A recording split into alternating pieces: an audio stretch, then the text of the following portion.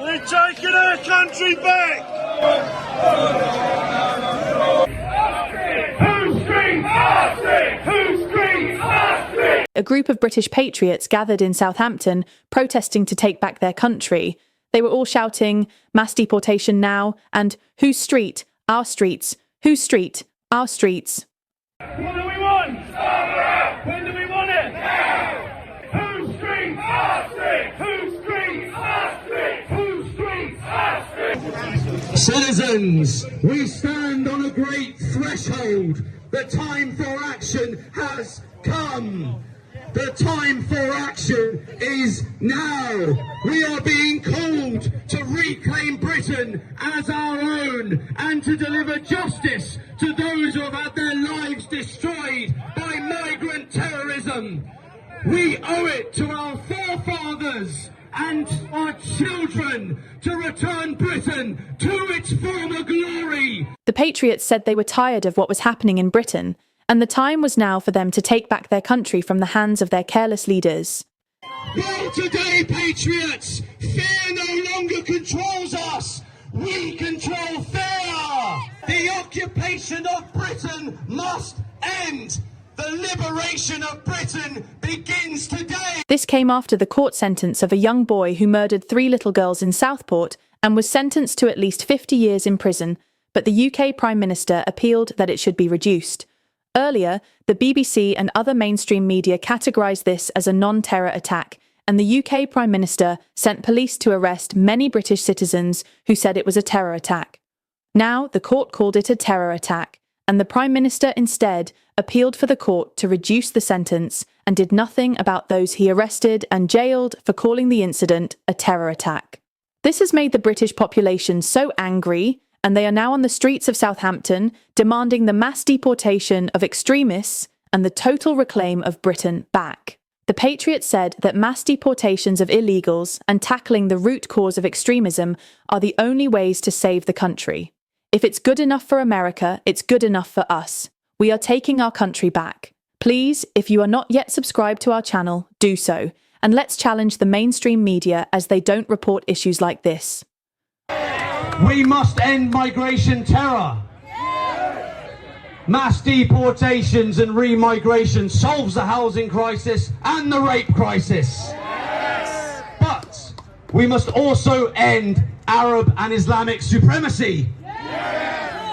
We must rid our land of religious bigots and racist Muslim supremacists. On a brisk afternoon in Southampton, a group of British patriots gathered in defiance, their voices echoing their discontent with the current state of affairs in the United Kingdom.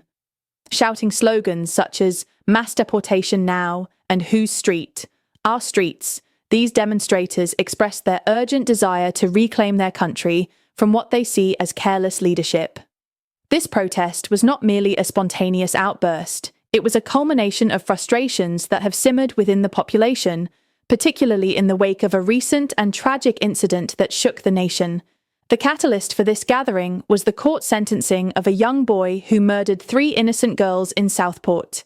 The gravity of the crime led to a sentence of at least 50 years in prison. However, in a move that many saw as controversial, the UK Prime Minister appealed for a reduction in this sentence. This decision was met with outrage, especially considering the initial categorisation of the incident as a non-terror attack by the BBC and other mainstream media outlets. The Prime Minister's response to the public outcry was to send police to arrest British citizens who labelled the incident as a terror attack, further fueling the anger of the populace. As days passed, the court ultimately classified the incident as a terror attack, raising questions about the government's response, or lack thereof, to the incident and its implications. The Prime Minister's appeal for leniency in sentencing, juxtaposed against the backdrop of arrests made against those who dared to voice their opinions, painted a picture of a government seemingly out of touch with its citizens. This perceived injustice has left many feeling that their voices are being silenced and their concerns dismissed.